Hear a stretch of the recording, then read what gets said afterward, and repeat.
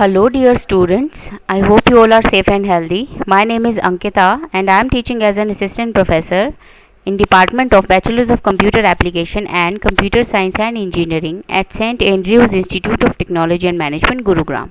I welcome all of you to the lecture 16th of my online lecture series of object-oriented programming using C++, and in this video we will study the data type, the structure of the C++ program, and we will see what are the various syntaxes to write the program with the classes and objects. We will see what are the variables.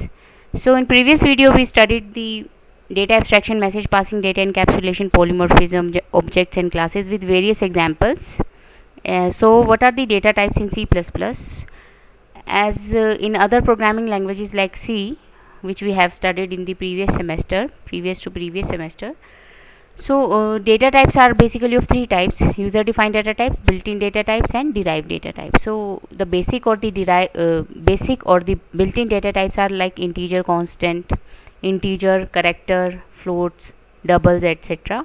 Derived data types are those data types which are made up from the primitive or the built-in data types, like functions, array, pointer, references. Abstract or the user defined data types are the structures, classes, enumerations, and type-def data types.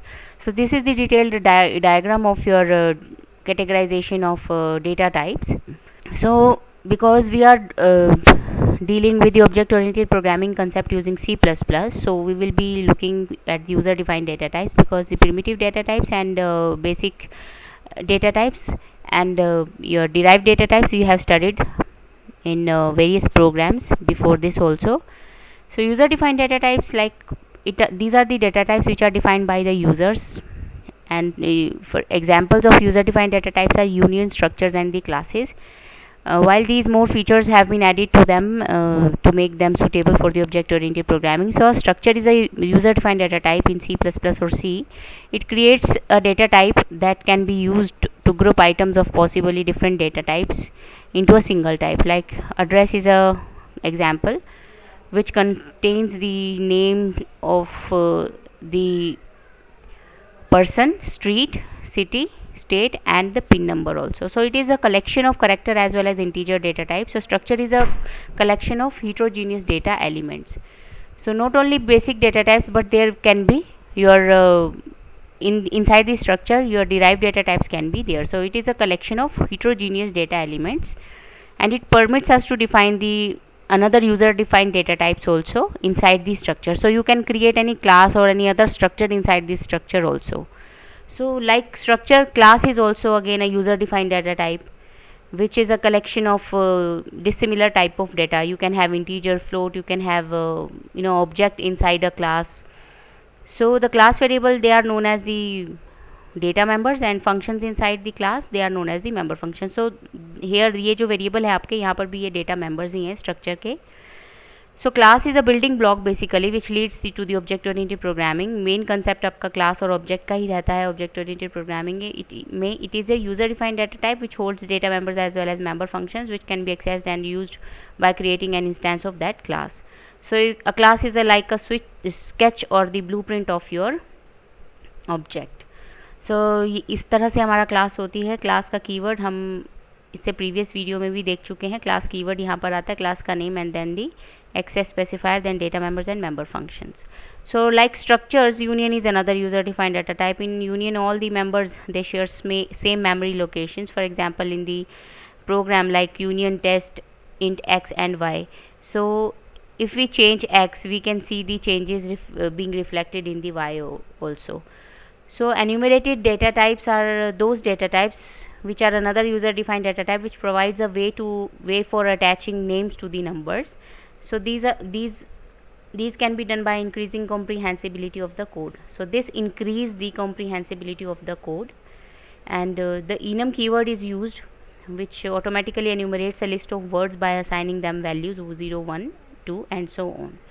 So this facility provides an alternative means for creating symbols. In like examples, you can consider enum shape in the curly braces you have shapes like circle, square and triangle. So such to implement such things like अगर आप किसी colour को जैसे specific colour ही use किए जाने चाहिए, specific shape ही consider की जानी चाहिए, स्पेसिफिक पोजीशन ऑन और ऑफ होनी चाहिए. और स्पेसिफिक स्टेट लाइक ऑन है तो 1 है, ऑफ है तो 0 है। तो इस तरह की सिचुएशन के लिए आप enum कीवर्ड को यूज़ करते हो। This data type differ slightly in C++ and C।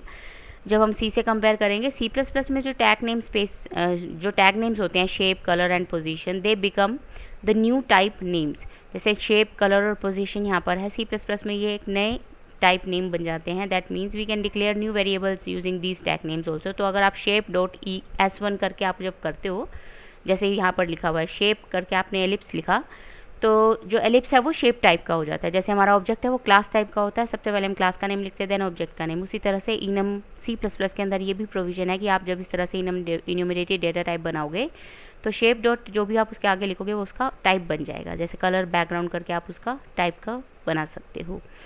C++ में हर इन्यूमरेट डेटा टाइप जो है अपने एक ओन सेपरेट टाइप रिटेन करता है। This means that C++ does not allow an int value to be automatically converted to an enum।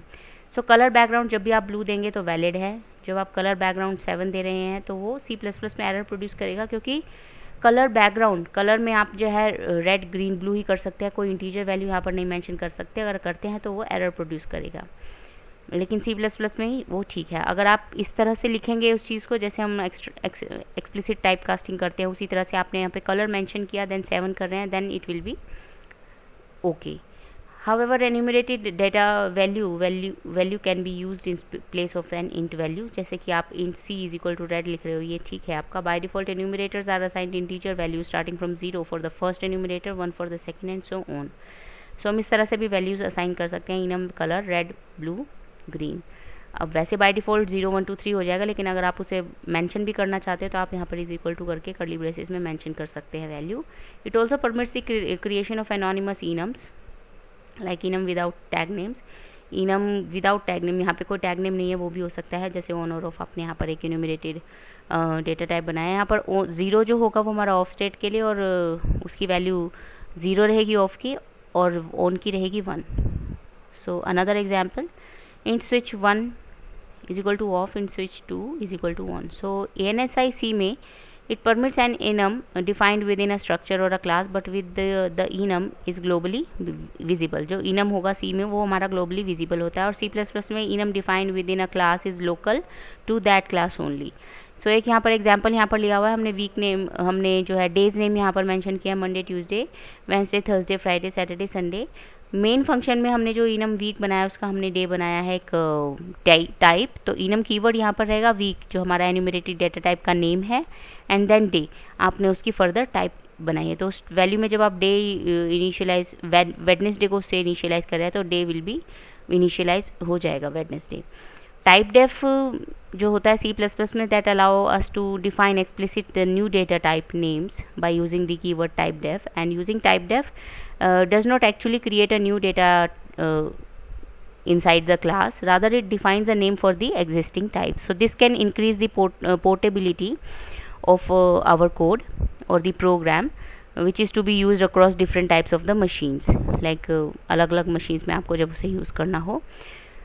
Okay, so this can be increase the portability of a program as only the type def statements would have to be changed only। The syntax for type def goes like this: type def keyword will be there and then type name। Example आप consider कर सकते हैं। After this line, byte can be used in place of the unsigned char। type def unsigned char byte। So ये हमारा एक main function है जिसमें हमने byte एक टाइप डेफ क्लास के तौर पर हमने उसे लिया है जो ऑलरेडी डिफाइंड है। B1 B2, B1 में Z हमने यहाँ पर काउंट किया है, तो इसकी आउटपुट हमारा Z यहाँ पर डिस्प्ले कर रहा है। तो टाइप डेफ हमारे पास होता है जब हम न्यू डेटा टाइप्स डिफाइन करना चाहते हैं अपने C++ में। ये हमारा स्ट्रक्चर ऑफ C++ प्रोग्राम किस तरह से दिखता है। हमेशा जब भी हम C++ प्रोग्राम लिखेंगे तो सबसे पहले हमें क्लास डिफाइन करनी है, and that the private data members, then public member functions. Member function can be defined inside the class as well as outside. जैसे यहाँ पर हमारा आउटसाइड क्लास हमने यहाँ पर डिफाइन किया है with the help of scope resolution operator. यही डेफिनेशन हम अंदर भी लिख सकते हैं क्लास के स्कोप के। अगर हम अंदर लिखते हैं तो हमें स्कोप रेजोल्यूशन ऑपरेटर की जरूरत नहीं। मेन फंक्शन में we have to create the object, and with the help of object and dot membership operator we call all the functions inside the class. Comments हमारे पास डबल स्लैश के होते हैं, और हम स्लैश और एस्ट्रिक साइन भी हम यूज़ कर सकते हैं। This is a single line comment, this is a multi line comment. और अगर हम इनपुट आउटपुट की बात करें तो सी इन सी आउट हमारे पास दो ऐसी ऑपरेटर्स होते हैं जो इनपुट और आउटपुट का काम करते हैं. This is a standard input, usually the keyboard corresponding to standard in C and it handles input from the input device. Cout का भी होता है बट वो आउटपुट को हैंडल करता है. सी लॉग जो होता है that it control error messages that are pass from buffer to the standard error devices. And CERR is a standard error output. Basically usually screen होता है corresponding to the STD-ERR in C, और it controls the unbuffered output data also. तो input stream में हमारे पास इस तरह से हम लिख सकते हैं, और इनपुट स्ट्रीम में हम कैस्केडिंग भी कर सकते हैं. लाइक ये मल्टीपल वेरिएबल्स को भी हम इनपुट रीड करा सकते हैं. सी आउट में भी सेम हम प्रोसीजर कर सकते हैं. कैस्केडिंग भी हो सकती है. कैस्केडिंग होती है when it includes multiple variables to be displayed और to be read. Return statement जो होती है C++ में रिटर्न इंटीजर करती है type value to the operating system. Therefore every main function in C++ should end with the return statement, otherwise a warning और the error message will be generated. So by default जो main होता है हमारा C++ में वो integer होता है, और उसके लिए हमारे को रिटर्न स्टेटमेंट ज़रूर लिखनी होती है.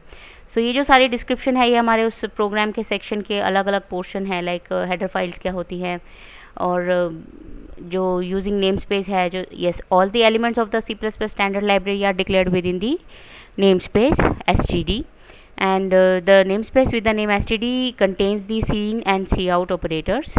और नेम स्पेस का बेसिक कंसेप्ट होता है कि हम उसमें अपने वेरिएबल्स और आइडेंटिफायर्स को डिफाइन कर सकते हैं. हम अपना एक स्पेस बना सकते हैं जो यूज़र डिफाइंड आइडेंटिफायर्स होंगे उनके लिए. ओके, ये लाइन जो है फ्रिक्वेंटली हम हर प्रोग्राम में लिखते हैं. मेन फंक्शन हम सभी जानते हैं, कंपाइलर सबसे पहले मेन प्रोग्राम को एग्जीक्यूट करता है. सी आउट हमारा आउटपुट स्ट्रीम के लिए होता है जो भी वैल्यू को डिस्प्ले कराता है और स्टेटमेंट्स को डिस्प्ले कराता है. Return zero statement by default C++ में जो हमारा मेन फंक्शन है वो इंटीजर रिटर्न टाइप लेता है. सो हेडर फाइल्स जो होती है हमारे C++ के अंदर वो हमारे पास IO स्ट्रीम हम यूज़ करते हैं. तो स्टैंडर्ड C++ लाइब्रेरीज है, टोटल 49 हेडर फाइल्स है हमारे पास स्टैंडर्ड C++ लाइब्रेरी में, which includes 19 standard C library files, and all of the equivalent C header files have a C prepended to the name and have no .h file extension. जैसे हम ये इस तरह से लिखते हैं, ये जो जिनके आगे C इस तरह से वो है वो C से ही डिराइव की हुई लाइब्रेरी फाइल्स हैं.